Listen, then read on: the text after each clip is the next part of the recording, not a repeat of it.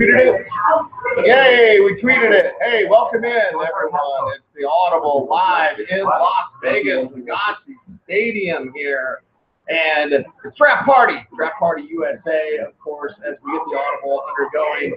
Sigmund Bloom is here as well, and to my left. Now it's to the left on camera, too.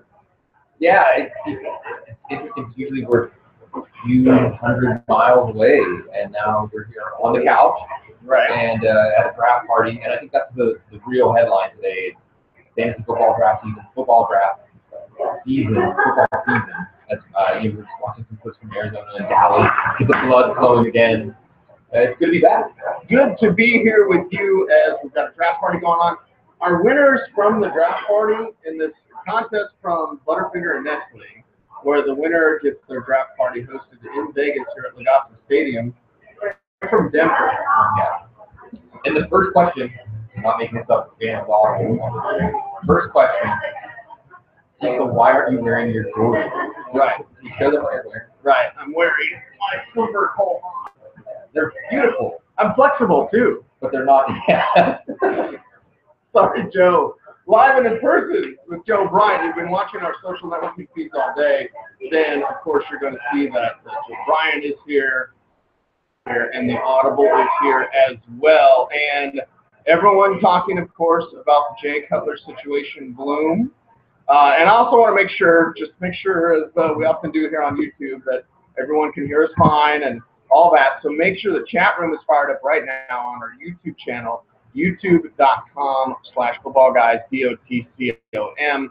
Make sure we got the audio so that you can hear us as we're doing this live and in person for the first time. Josh says, "What up, boys?" Of course, here, and just let us know as long as you can hear us.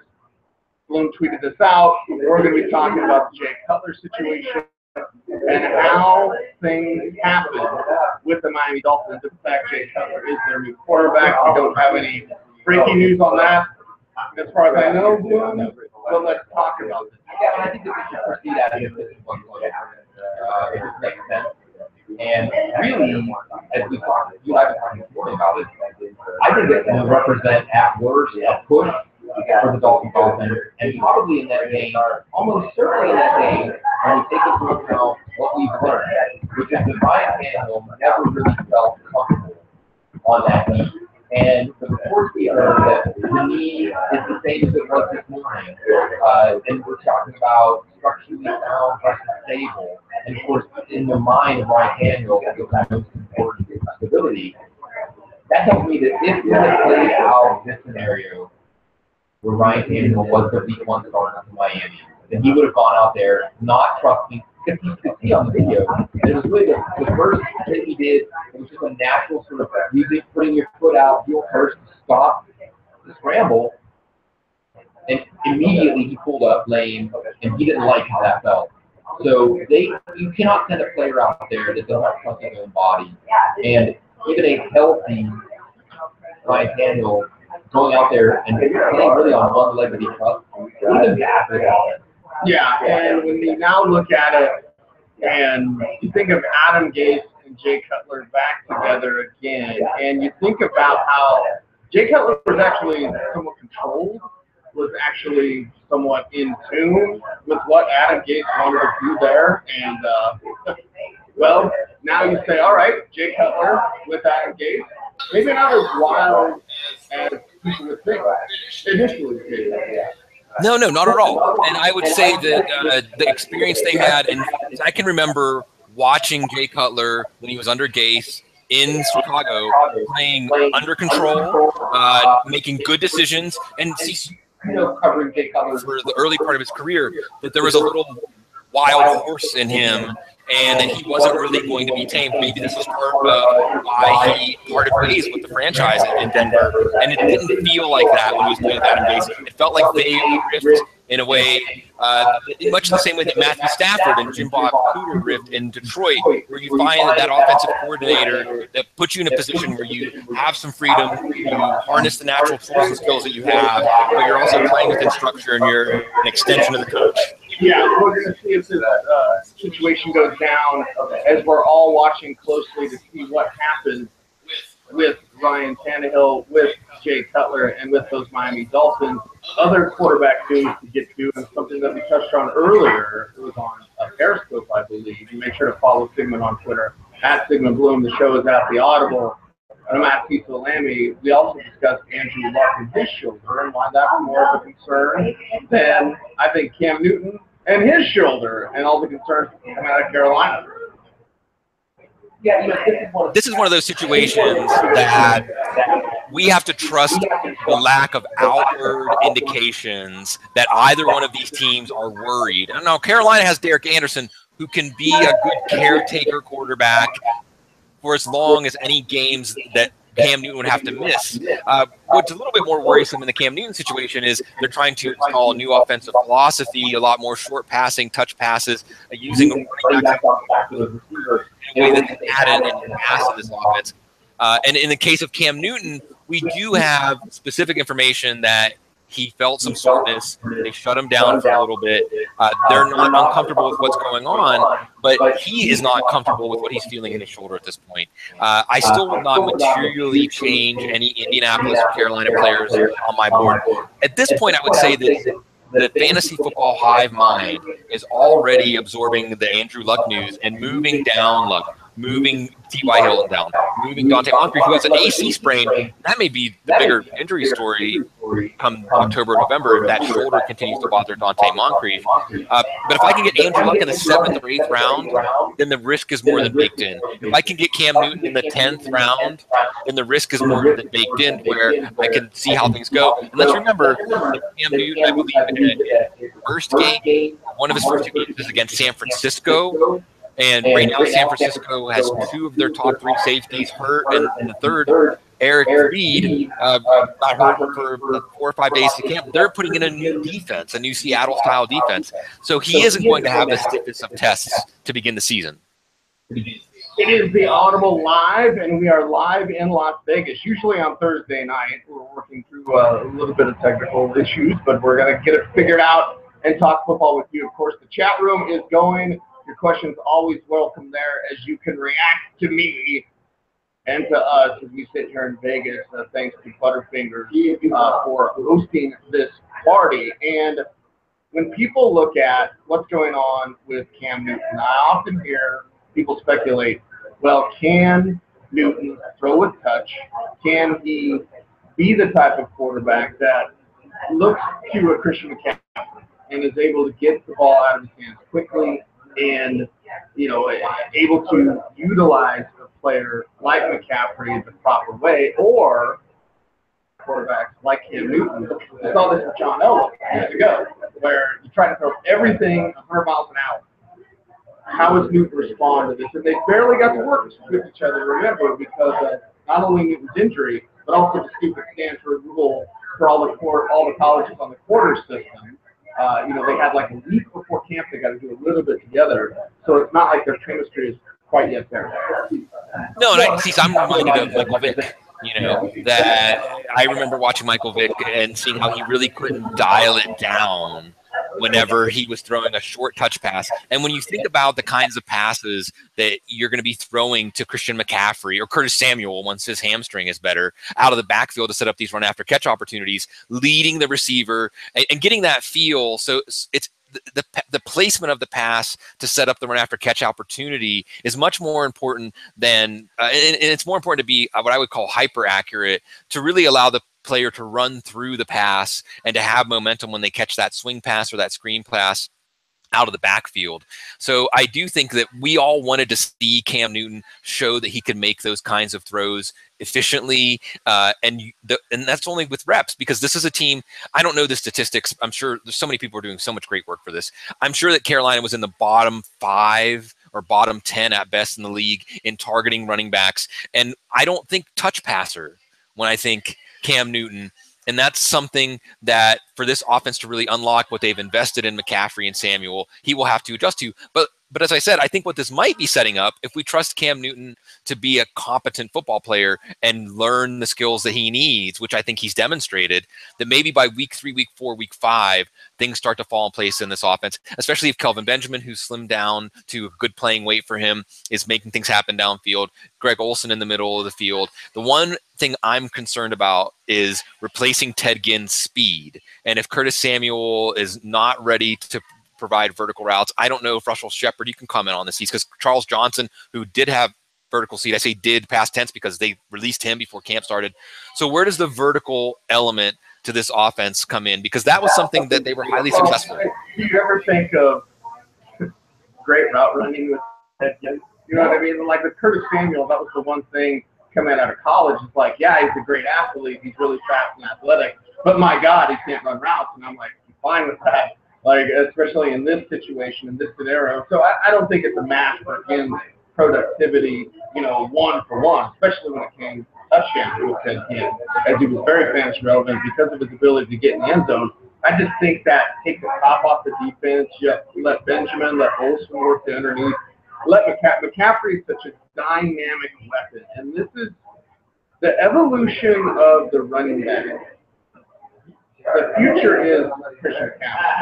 I mean, that's what your NFL running backs, that's what teams are going to covet. That's where they're going to go after. It's smaller. James White. The Packers with their Stanford guy, Ty Montgomery.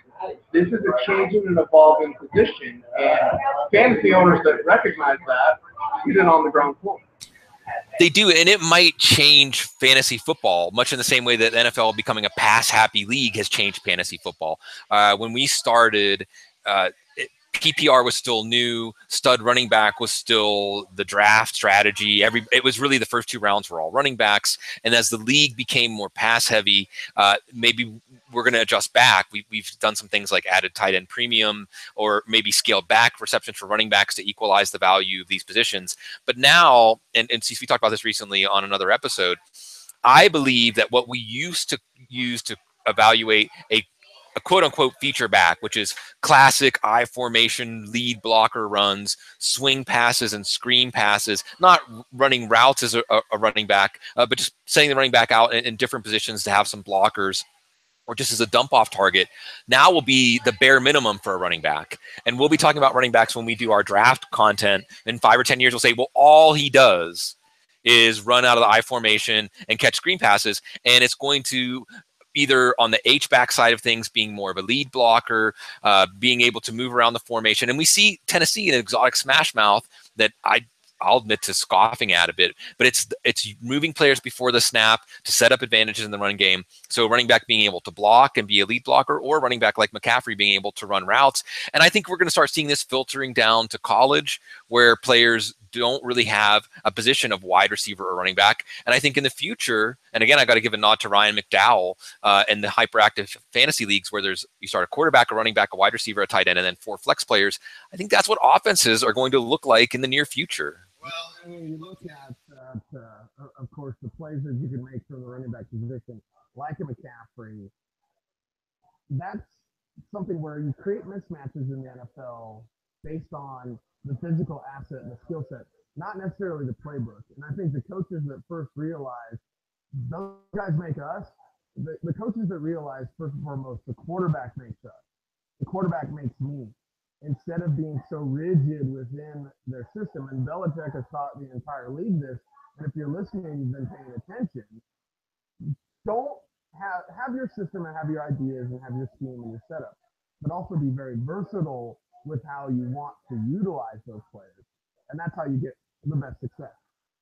I think meeting your personnel halfway is something we've ranted about. I wish Matt Waldman was here right now so he could go on a Waldman rant about this, where I think the best coordinators that will have the longest lifespan in the NFL as coaches and make it even as head coaches are ones that understand that you're not there to install a system. You're not there to turn players into the specific roles in the preset system you have. You are there to see what you have and see how you can leverage that to create mismatches. And it is a matchup league. Even in the running game, you're trying to get players to drop an assignment or otherwise, you're trying to create a situation where you've got 8 to block 7, and then you're trusting the running back to find that hole. And I think that when we think about the successful coaches in the NFL, we think about coaches that have tried to assemble personnel so that there's questions that a defense can't answer correctly, like with the Steelers. Like, if Martavis Bryant, please, I don't understand the logic of the NFL, but let's get him reinstated. I don't know what else he has to do. But if you have Martavis Bryant, Antonio Brown, and Le'Veon Bell, and you have the offensive line the Steelers have, how are you going to handle all of the contingent possibilities of that play? And this is a moment to say, too, something that maybe slipped under the radar, was that it was said that this week in a piece that Belichick and Belichick alone went after one Rex Burkhead.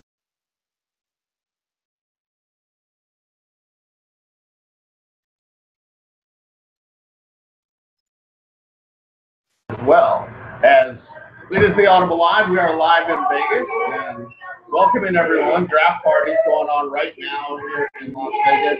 Has the draft started, Joe? Almost. It's almost starting here in Vegas. So we're going to go through with the owners here. We're going to talk to fans football. We're going to be here at their draft, giving out advice, or maybe even if the guy, one of the guys from Denver, Elgin, was like, man, why'd you tell me to start Mike Wallace 2 years ago? Fantasy owners, y'all carry a grudge. And they should, see. They should. One of the things that I always say about a service that we provide, other than our kinship and our just shared experience, is someone to blame when things go wrong. And see, we get to be in Las Vegas right now for this draft party. I mean, it's like we won the contest. So I'm willing to take the weight. I'm willing to take the weight for Cody Latimer.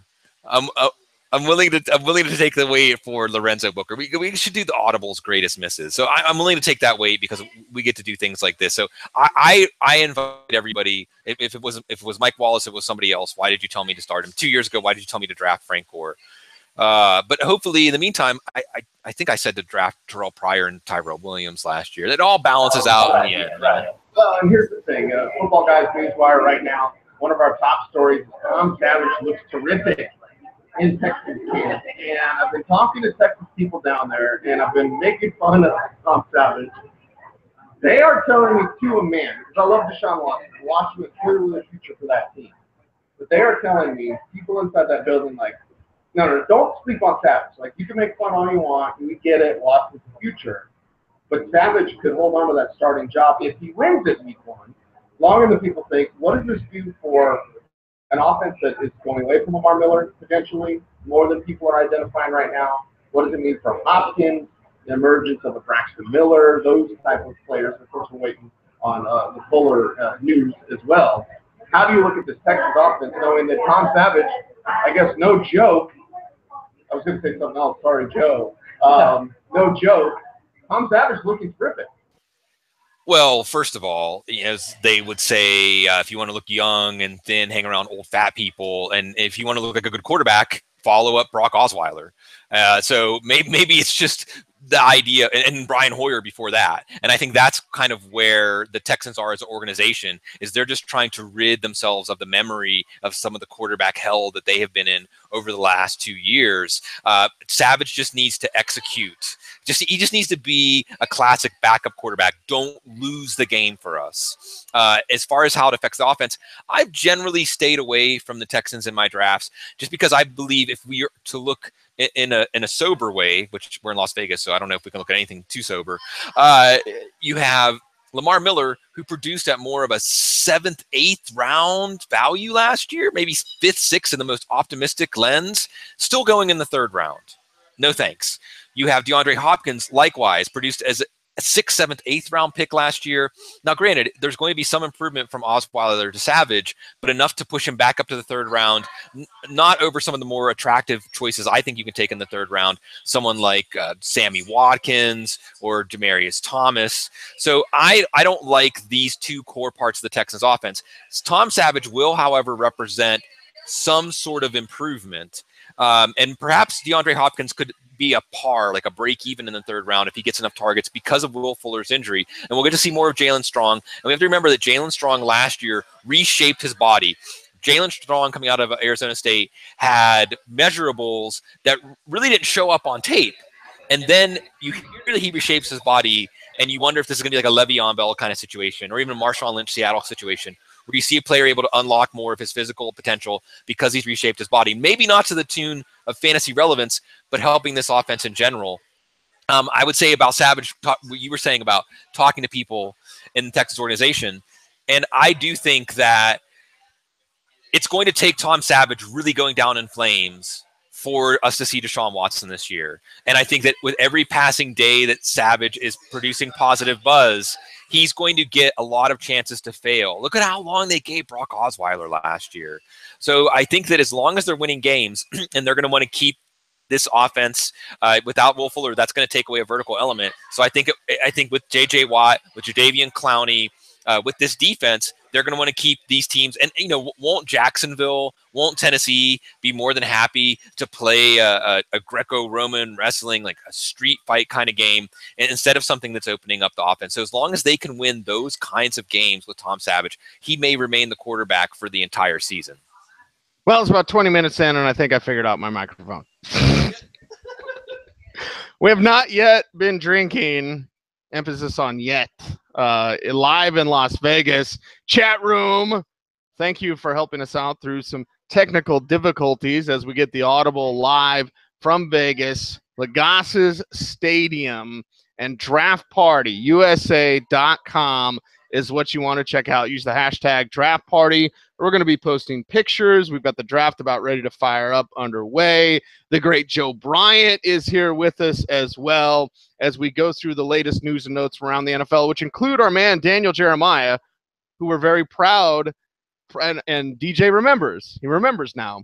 Very proud that he began his media career on this show. So Daniel Jeremiah, former Eagle scout, now with NFL Network, and does some of the greatest work that's out there. DJ, you know what he does, and it's fantastic. Daniel Jeremiah is reporting that Nelson Aguilar looks like a changed man. That's also one of our latest stories on the Football Guys Newswire, available at footballguys.com. I'm going to trust DJ. I'm going to trust what he says. I'm still going to be skeptical when it comes to, receivers not named Alshon Jeffrey in this Eagles passing game, because I'm excited about Jeffrey, if healthy, with Carson Wentz on that prove-it deal. Not as much excited about your Torrey Smith and Aguilar, Jordan Matthews, what have you. What do you come down on the Eagles receivers?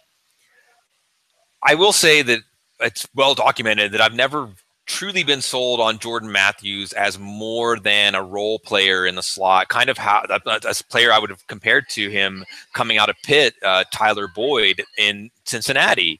I don't think that Jordan Matthews is going to provide much value to this team as an outside receiver. When they sign Alshon Jeffrey, when they sign Torrey Smith, then that indicates that he's going to have that role to the slot. And I think the more natural role for him with that two-way go is, going back and watching him at Vanderbilt when he was an outside receiver against solid one-on-one coverage, he wasn't really able to shake that coverage. And Nelson Aguilar is a player who has a skill set to work in the slot. He was a first-round pick, and this might be that career near-death experience. Going into this offseason, it really felt like there was one spot for Dorial Green-Beckham and Nelson Aguilar, and Green-Beckham's not on the team anymore.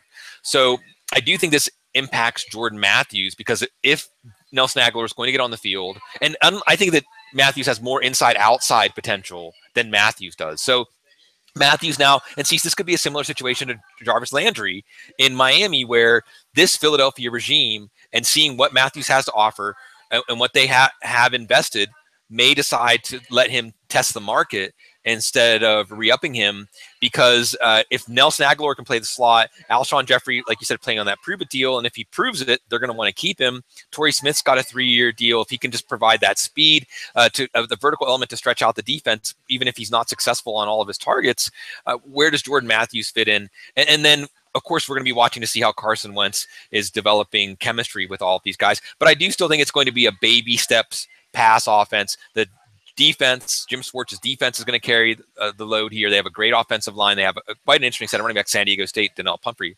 Aztecs, baby. It's going to be interesting. More questions than answers right now in Philly. Well, let's talk about a a small running back that is getting big-time work. Small running back in Amir Abdullah and not getting featured in the goal line.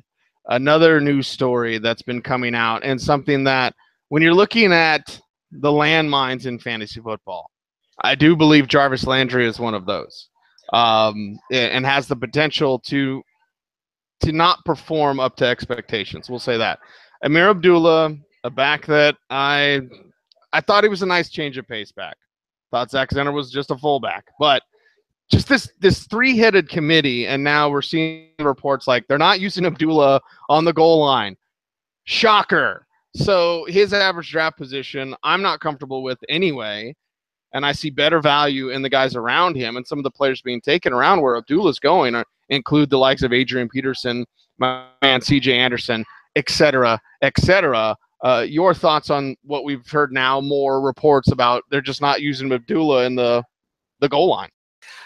I'll counterbalance it and say that, we are hearing plenty of reports that Abdullah is the lead back. And Matt Walden was the first one to bring this to our attention, not just because he's been a fan of Abdullah. I think that you have a team that clearly identifies him as the best talent in that backfield. And he's going to get a chance to handle as much work as he can stay healthy through. And I think that unlike Theo Riddick, he adds value to his touches. And this is a team that has shown that they're more than willing to heavily target running backs out as receivers out of the backfield. And you lose Anquan Bolden. We'll see about Eric Ebron and his availability over the course of the year. But there will be a lot of high percentage, short targets. And if Amir Abdullah can get, say, 200 carries, 50 receptions, and break some of those plays, even if he doesn't get goal line work, even if he only gets 4 or 5 touchdowns, is that much different than, say, that profile of a Dalvin Cook? So I think with Amir Abdullah, the other thing I come back to is in the first game of the year last year, both Abdullah and Theo Riddick were running back ones in PPR league with the load they did with how they converted it to fantasy points. So just in that one game sample, and I know it's just a one game sample, Amir Abdullah put up running back one numbers. You're getting him at a low running back two price. And see, like you said, let's get right down to it and talk about some of the other running backs that you're comparing him to. Spencer Ware, who's going to split with Kareem Hunt. He's probably a similar number of touches. Maybe he'll get goal line carries, but also there's not somebody like a Kareem Hunt in Detroit that can gain on Amir Abdullah as the season goes on. Mike Gillislee in New England. Like, what about Rex Burkhead? Well, what about James White? If the goal line back rotates in New England, will he be able to deliver? Adrian Peterson, I'm not going to argue anybody out of taking Adrian Peterson just because I think that there's a great opportunity for him to deliver profit because of how productive that backfield can be. Doug Martin, C.J. Anderson, and you can speak more specifically to Anderson, Bilal Powell with Matt Forte, and his already hamstring issues might make him compelling. But I can't say that there's clearly a running back that I would take over Abdullah. And with his dynamic talent, if he's really over the foot injury, if he's catching 4 passes a game and getting, say, 12 to 15 carries a game, giving you that floor of 60 to 70 total yards a week. I don't think in a PPR league, in a non-PPR league, it might be a little different. In a PPR league, I think he can justify that 5th round value. And we think of rookies this way as having that allure of the unknown upside. But really, Abdullah in this role, we don't know how good he can be. I do think that's a role in an offense that is set up for his skill set. We are live in Las Vegas. It is the Audible Live with Cecil Lammey and Sigmund Bloom here, draftpartyusa.com. Of course, our friends at Butterfinger.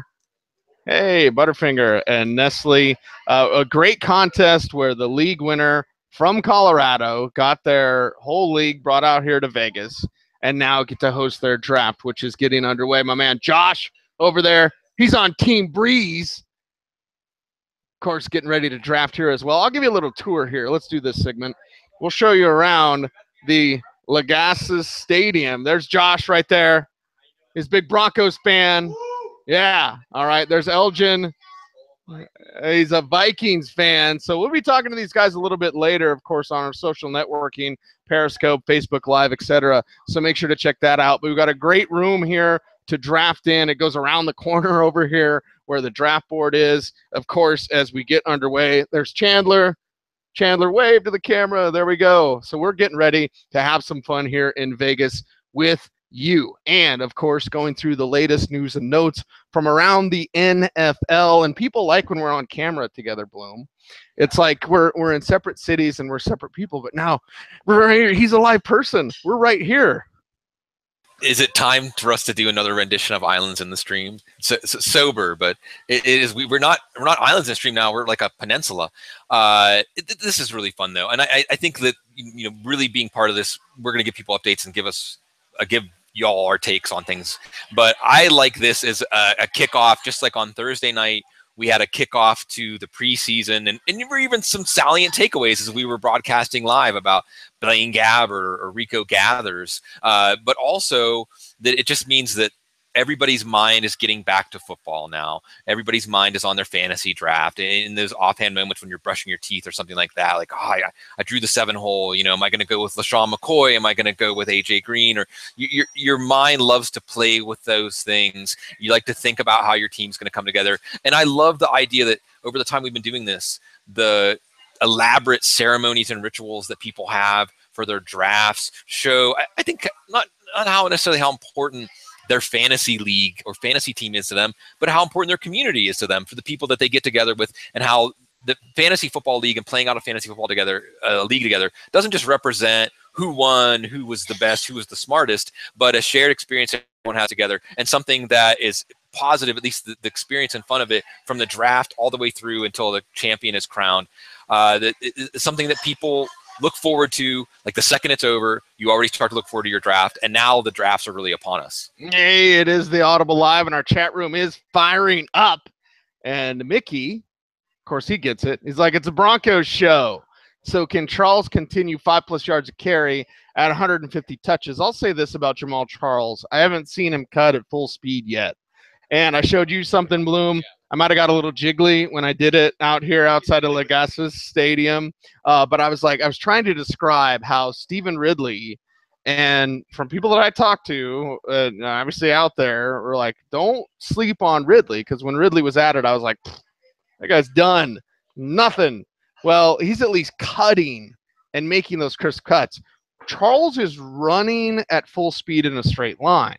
Charles has great feet and great burst, but when it comes to cutting, he's like 1, 2, 3, cut. He's being a little bit more dainty, if you will, with that cutting ability. So Vance Joseph, I talked to Vance Joseph this week, every day this week, and talking to VJ about the role for Charles, he suggested a number of 7 to 10 touches for Charles. That's provided a couple things. One, he's healthy enough to do that. 2, he even makes the team. Because as we sit here today on August 5th, that is a question mark. It is a big question mark. They are not doing anything with Charles as far as I've seen him carry the ball 3 times in team drills. I've seen him catch a beautiful wheel route from Paxton Lynch for a touchdown. That looked like the old Jamal Charles, by the way, when they could just get him outside and let him run the wheel route down the right side, and Paxton placed it right out in front of him. It was a great catch by Charles, and you saw that speed in a straight line. But it's a very limited role. He can still be the man. But I haven't seen evidence that he can be. My love for these players die hard, and Jamal Charles is a Hall of Famer, and because of the price. Now, if his ADP is closer to the 9th, 10th round that I'm seeing in some sources, that is probably based more on that name recognition, and there's a reason we know the name. And I do think Jamal Charles is the kind of player that whatever that plan is, if his knee is sound, and unfortunately you're giving us indications that either the team isn't sure or he isn't sure, but one way or the other, they're not just letting it loose. And that's something that, I have been collecting a lot of shares of Jamal Charles in the 12th, 13th, 14th round of best ball drafts, because you can shank a few picks in a best ball draft, especially in the second half, to see what happens. But Jamal Charles can also provide a great profit, a great return on that price. And I do think that even if we have a role for him where he gets maybe 4 or 5, 6, 7 targets a game, so he doesn't have to cut, he doesn't have to be in close quarters, he doesn't have to take a lot of punishment, there could be some value there. But I see, just by how the team is handling him, that to think that Jamal Charles might revive visions of old Jamal Charles is probably something that, and really, if you were looking at the way the league handled him, you look at the contract, as you said, making the team is not assured. So the contract contemplates that there's no money guaranteed, means there's no contribution guaranteed. And the problem that I have then is, who do we turn to? Because I do like to take some of those high upside picks as running backs in the second half of your draft. I think people are going to start waking up now to Rob Kelly. I think people are waking up to James White. Thomas Rawls is an interesting guy that you might have to wait a little bit for. Giovanni Bernard side. Marlon Mack is getting some buzz from Indy, but he's probably the third running back there. Do we just get into handcuffs at that point? Guys like Jonathan Williams and James Conner. Obviously, we've talked about Rex Burkhead. Maybe Rex Burkhead is the guy that you're targeting now as high as the 12th or 13th round instead of waiting to the end of your draft, because I had a spot there for Jamal Charles. But certainly this is, again, with Vegas, I don't know why I keep coming back to sober in Las Vegas, but it is sobering. By the way, Joe brings up something that I tried to erase from my memory. Isn't there a famous trade between you two involving Jamal Charles? Don't I have my name on the bottom of your trophy because Todd Haley didn't use Jamal Charles for 2 or 3 weeks? And in our Football Guys Expert Staff League, Fessel Alpha for the top dogs, and I cut Jamal Charles, and somebody here picked him up. Yeah, and I think that, it's interesting because we can fast forward a little bit here, right? Draft, and Matt Waldman has done a great job talking about the table and the 4 legs in fantasy football success. And really, there's 3 other legs. There's trades, there's the waiver wire, and there's setting your lineup. And we will focus a lot on the waiver wire on this show at Football Guys. Also, there's an app coming that's going to do a lot with upgrades and downgrades that the waiver wire report is part of. But we focus a lot on who to pick up in those first few weeks. But there's also a layer to that isn't just who to pick up that went undrafted, but it's who to pick up that people might be giving up on too quickly. And I think that we pointed out a couple of situations already in the Carolina and Indianapolis quarterbacks where if Cam Newton or Andrew Luck come out and look rusty and don't look like their old selves, maybe there'll be some value there as people might give up on a player too quickly. And I do think that this also, it comes back to, we're going to spend a lot of time revising and altering what we expected as we get more news from training camp, as we see what things happen in the preseason. But sometimes giving it more than just 2 weeks to see how something is going to play out, especially when we're talking about raw talent like Jamal Charles was coming out of Texas. So I will always thank you for that. And I do think that this also, again, this fits into the theme of the draft party, where what's beautiful about getting together with the same group of people year after year, all the stories, all the subplots, all the memories, is every new year revives some of those old stories, you have a chance to right old wrongs or get even, settle the score. Well, for the old school guys, remember, you don't take him in your fantasy draft. Joseph Adai. The fantasy draft is underway right now. DraftPartyUSA.com. Butterfinger and Nestle providing us with this great setup here at Legasis Stadium in Las Vegas. It is the Audible Live. Cecil Lammy, Sigmund Bloom. Going to be going about 20, 30 minutes more on this program. Give you a little lanyap. That's a Brandon Stokely word right there. We'll give you a little lanyap. And I probably mispronounced it. I mispronounced a lot of things like Marcus Mariota. I was alerted via Twitter. Like, it's not Mariota, idiot. It's Mariota. Whatever. You'll be all right. But Mariota experiencing some leg stiffness, something we'll discuss and kind of monitor, kind of watch. Now, he just said it simply like, I got to stretch a little bit more. But we do have to realize, I mean, a Derek Carr coming back from that leg injury, Marcus Mariota coming back from that leg injury. It's like the San Diego Chargers. I'm going to call him San Diego for like a year. Okay, give me a break. But anyway, Mariota. Stiffness. News report coming out on our Football Guys Newswire. How should fantasy owners approach that? I still think that you're taking an optimistic outlook on the Tennessee offense. And there are some players that we are factoring news in. We're adding some caution. We're adding some hesitance to jumping all in with them. But at the same time, if they're already undervalued, like Kirk Cousins, Kirk Cousins with a gimpy or without Jordan Reed is not as attractive as Kirk Cousins with Jordan Reed, but he's already being drafted outside of the top 10 quarterbacks, even though he's finished around top 5, top 6, if you look from, say, the second half of 2015 on. And I think this is another similar situation with Tennessee, where Marcus Mariota, for a good 8 or 9 week stretch last year, was not just a quarterback 1, but a top 3 or top 5 quarterback. 20 to 25 points was his floor, and he was often getting into the 30s, a la a Tom Brady or an Aaron Rodgers. Then he ran into Denver, and then he ended up hurt. But when you add in Eric Decker and Corey Davis a week, okay, if we can just get Corey Davis, because when I think of Corey Davis, I think of Odell Beckham, and how we'll remember that Odell Beckham, it isn't always important for a rookie to get that work in camp and get that work in the preseason when they ooze that natural talent. And every report out of practice thus far was that Corey Davis was clearly the best wide receiver on the field. And that's, Rashard Matthews was solid last year, but that's against Eric Decker when you're comparing them, doing the eye test. And this is some of the value of like what you get in Dove Valley is seeing these players with your own eyes and seeing them one after another side by side. You see the differences, and people, observers, beat writers, were seeing a clear difference between Corey Davis and Eric Decker. And that's not to take anything away from Decker. It's just to show why Corey Davis went number 5 overall. And also Davis was being used exclusively in every 2 and 3 wide set. So if Corey Davis can just get ready for the regular season, even without a lot of camp and preseason, you have Eric Decker, who, no disrespect to Rashard Matthews, probably makes Rashard Matthews the 3rd most talented receiver on this team. Delaney Walker, we already know what he can do. Also, this is one of the best offensive lines in the league, returning all 5 starters. Also, you have DeMarco Murray and Derrick Henry. So you have a running game that, first and foremost, so Cease, going into a game against Tennessee, the first thing you're going to do is try to figure out what their bread and butter running plays are, try to see how they telegraph where and how they're going to run, and neutralize that first. Marcus Mariota is not going to be the focus of your defensive game plan. So that 8 or 9 week stretch that he was a quarterback 1, an elite quarterback 1 last year, may well become the norm this year. So leg stiffness, I'll note it and see if it becomes something worse. But he, and really I think most of the parts of this Tennessee offense, were already greatly undervalued. The draft is underway right here, draftpartyusa.com. And who was the first pick? Joe, do we know who was the first pick?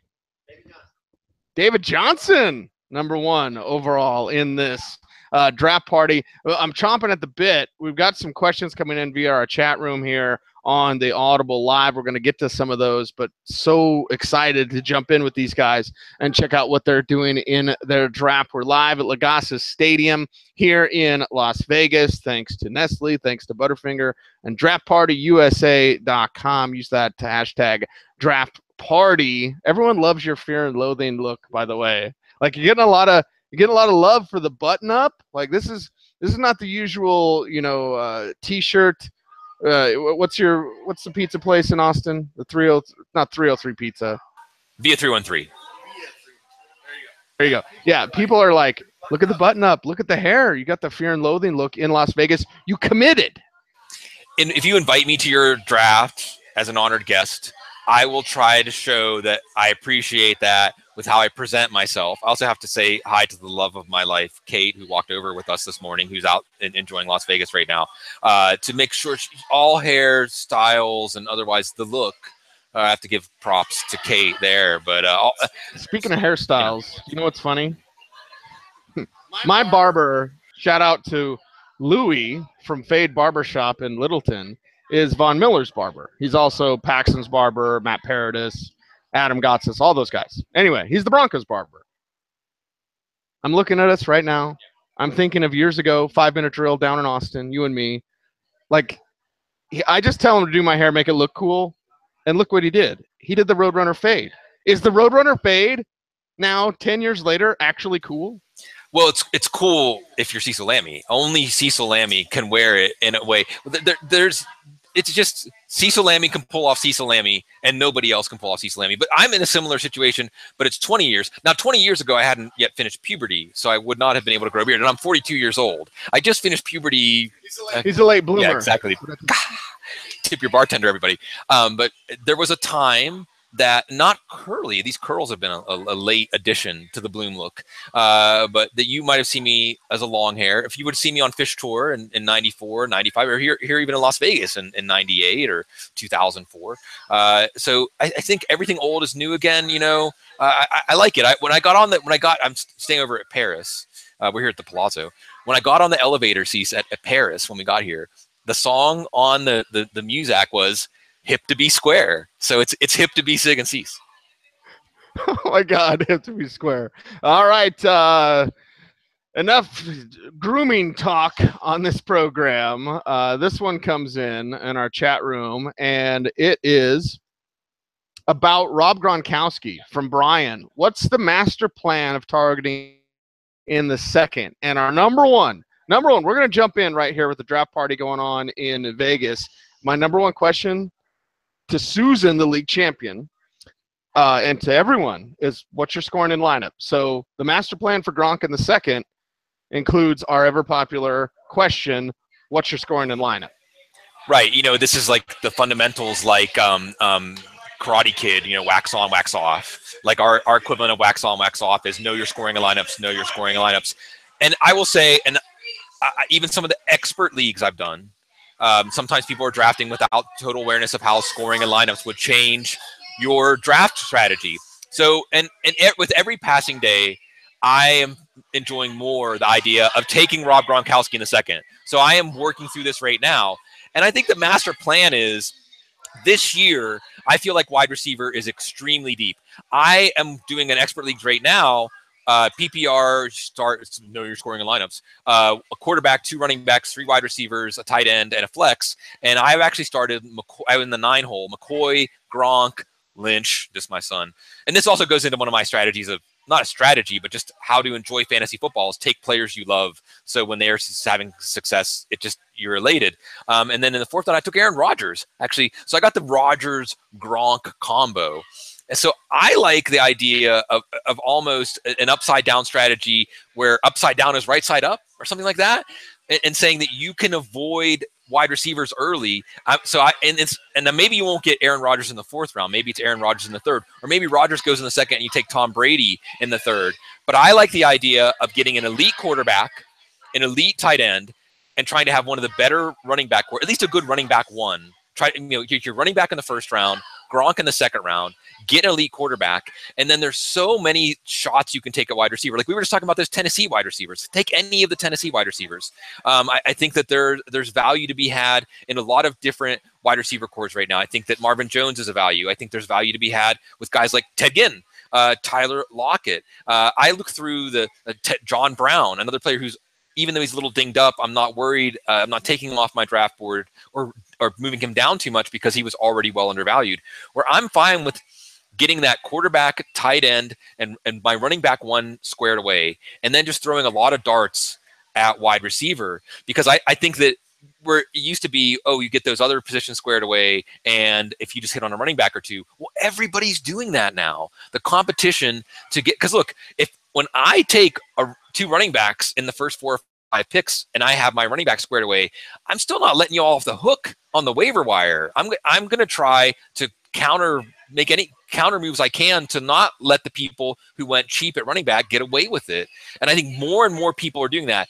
The essence of zero running back or do the opposite or upside down was that in the draft, nobody's thinking that way. And then on the waiver wire, you're going to be like a hawk circling, a vulture circling, looking for that value. Everybody's doing that now. So I think we're going to do the opposite of the opposite. We're going to turn upside down, right side up, and have Gronk be part of a strategy where you have an advantage everywhere but wide receiver. And also, let it be said, like, wide receivers over the course of the last few years, look at what the waiver wire yielded. Keenan Allen in his rookie year was a waiver wire pickup. Last year it was Tyrell Williams. We are going to see wide receivers emerge on the waiver wire. Maybe not someone that's going to produce the same levels Julio Jones or Odell Beckham or Antonio Brown, but I'm comfortable with having Gronkowski in the 2nd round as part of a strategy where I'm going to try to surround you and have an advantage everywhere but wide receiver, but then throw 6 or 8 picks between, say, the 5th and 15th rounds at wide receiver, and I just need 3 of those guys to hit, and I'm fine with that. It's like playing roulette. Also, Anquan Bolden years ago. Talk about one of the greatest rookie wide receivers to be a waiver wire pickup. Nobody. I played in one league where Bolden was owned, and it's not a dynasty league, where Bolden was owned week 1. It was by a Florida State fan, and that's why. So we've seen it before. We see it again. Is this where we get into the counterculture discussion? We'll save that for another podcast, another show, and another time. I've said it before. We'll keep it somewhat brief, but we do have a question coming in on our chat room. This is from Dave. Dave, thanks for watching and listening to the show. He talked about you committing to the fear and loathing look. He also said, is Derby possibly have a spot starter value this season? I've said before, if you're looking for a Jack Doyle, like, where'd this come from, tight end, there's some in the conversation. But I think A.J. Derby needs to be in that conversation. We have seen more out at practice at UC Health Training Center of an emphasis to involve the tight ends like we did in minicamp and OTAs. In early part of training camp, you didn't really see that. Now as they're unfolding more of the playbook, you're seeing, oh, yeah, duh, it's Mike McCoy. The tight end's going to be really involved, but is it spot starter value for Derby, who I say for most every league is your Dow guy at the position?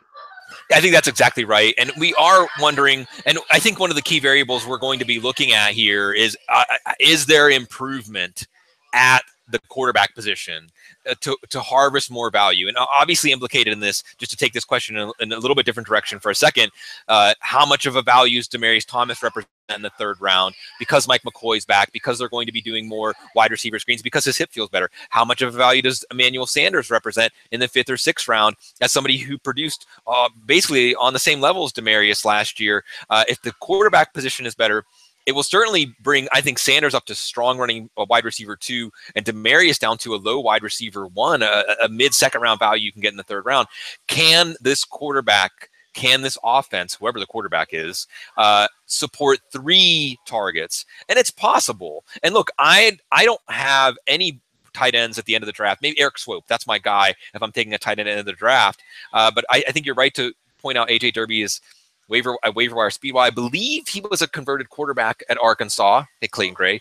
And I that's another thing. Anytime we hear about the converts, whether it's a basketball convert, a quarterback convert, a defensive line convert, never really worked out for Taylor Thompson. But the point is, when we hear about those converts, when they get into year 2 and year 3, and they're really getting accustomed to their position, then we can see some of that hidden upside come out. So if whether it's Paxton Lynch or Trevor Siemian, if there's an improvement in the offense, including Mike McCoy and how he connects with whoever the starting quarterback is, then there's potential for a 3rd target to be supported. So I'm certainly open to that. Taylor Thompson was converted defensive lineman, though. So therein lies the difference. I will say this, and what I can say, when Paxton Lynch is the starter, and you can say whenever that's going to be, whether it's week 1 or week 5 or whatever, but when Lynch is the starter, expect the Broncos to be one of the most run-heavy teams in the league. That's what I know. And now you know it as well. Look at this, dropping knowledge live in Vegas, Bloom. That's what we do.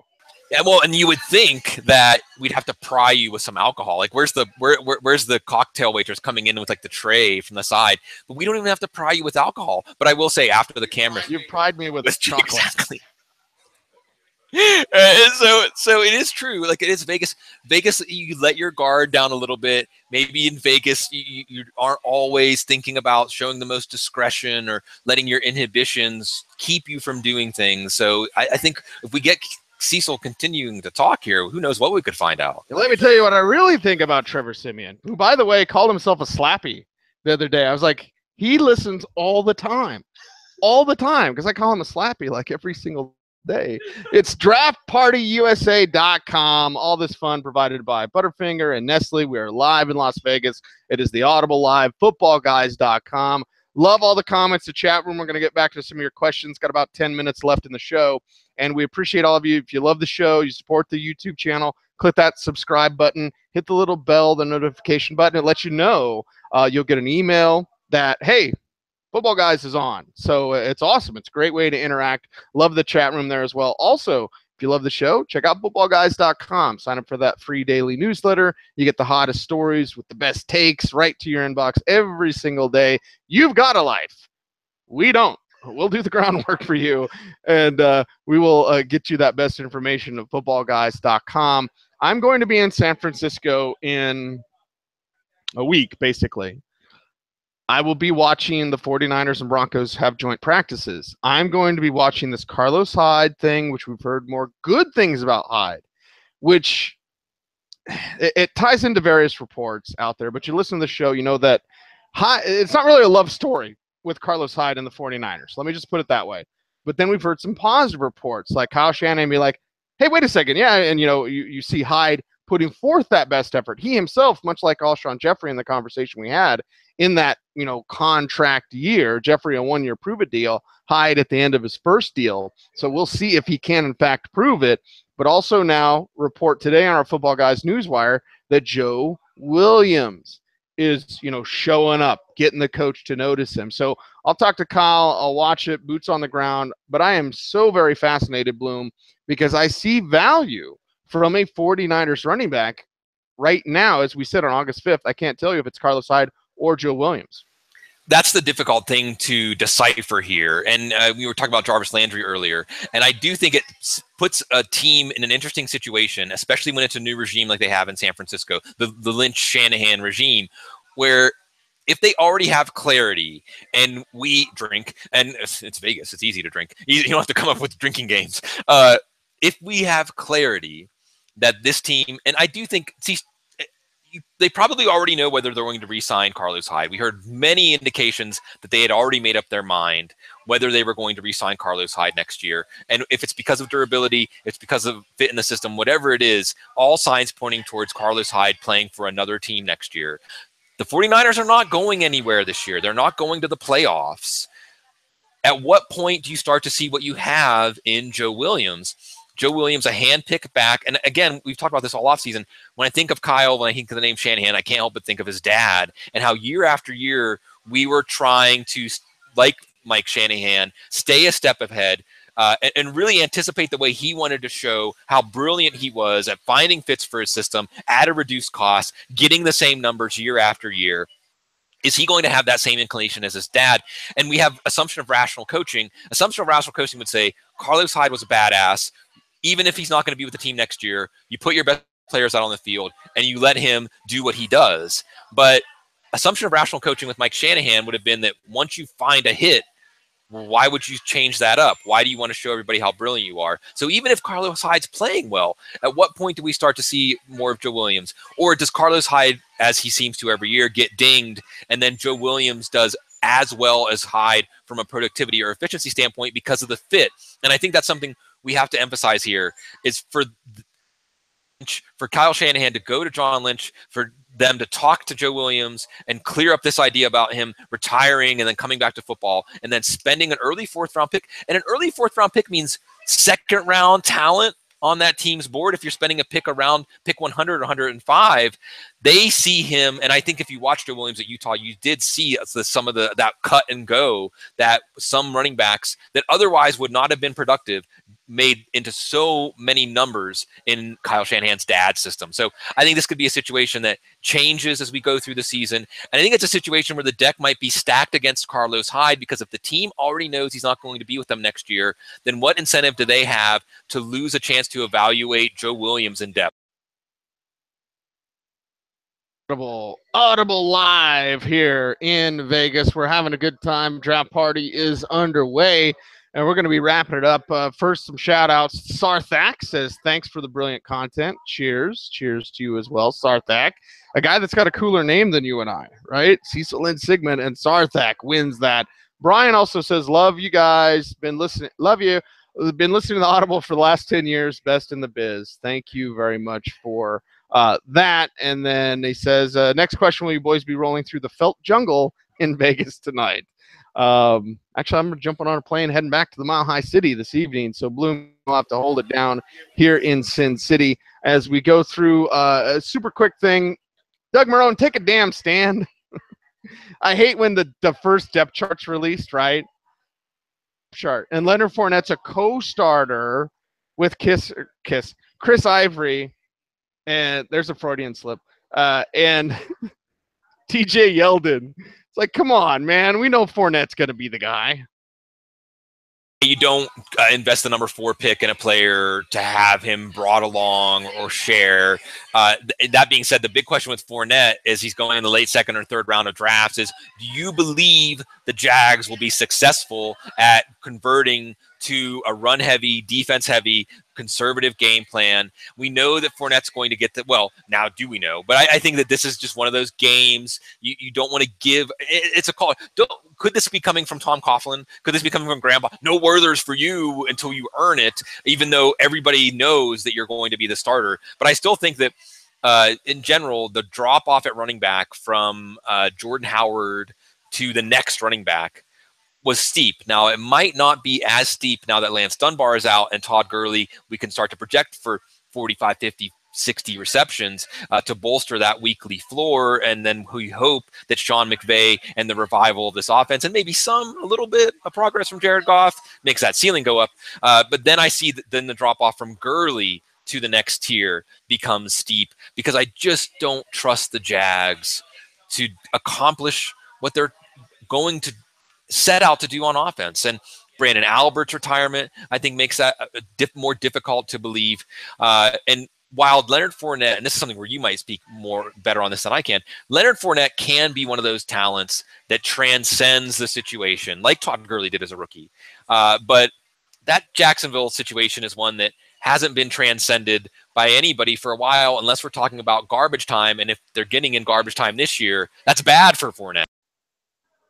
It is the Audible Live. As we wrap things up, want to thank Nestle and Butterfinger for just this experience, Bloom. Like, we get to experience this with the winners, the grand prize winners of this national contest here in Las Vegas. It's fantastic. There are a few rounds in. We got the food out. We got the beverages flowing. We're going to jump in. DraftPartyUSA.com is where you want to check out. Use the hashtag DraftParty. Legasis Stadium. What a great place to host your fantasy football event. I know that FanDuel has done an event here. They have these luxury boxes, these private suites. There's this pool table right here that we actually have our laptops on. You've got an outside deck. They got a little cornhole out there, some fountains flowing. You can enjoy the sun. Great food, great time, plenty of space for no matter the size of your league right here at Legasis Stadium. And really just love the interaction already that we've seen from Susan and her league, and how they're kind of giving each other the business already. And we're going to jump in on that in just a second. But Bloom, as we wrap up, many thanks to Joe Bryant, of course, our co-founder of footballguys.com and a dear friend. He's out here as well, locking it down and holding it down as these guys get through their draft. It's been a fantastic time. And really, something I hope we get to do again, honestly, because this has been fantastic. Yeah, I think the key is, again, like one of the things I think this show has always been about, and Football Guys has always been about, is we're one of you, and you get amped, we get amped for drafts. I love just peeking over people's shoulder to see how they're drafting, and you get a little bit of a buzz off of just knowing that in that moment, making those decisions, also being with your friends, again, reviving those storylines, and why this has really been a lot of fun, in addition to a chance to get to see you and be in Las Vegas, is because it really does mark that the petals of the flowers are opening again. Everybody's consciousness is converging at football again, converging at our leagues, and through that, we get back to the human connection that really drives this all on. He's Sigmund Bloom. You follow him on Twitter at Sigmund Bloom. I'm at Cecil Lammy. The show is at the Audible. It's time to draft right here, draftpartyusa.com and Las Vegas. Signing off from Las Vegas. It's the Audible Live. Stay tuned and stay frosty.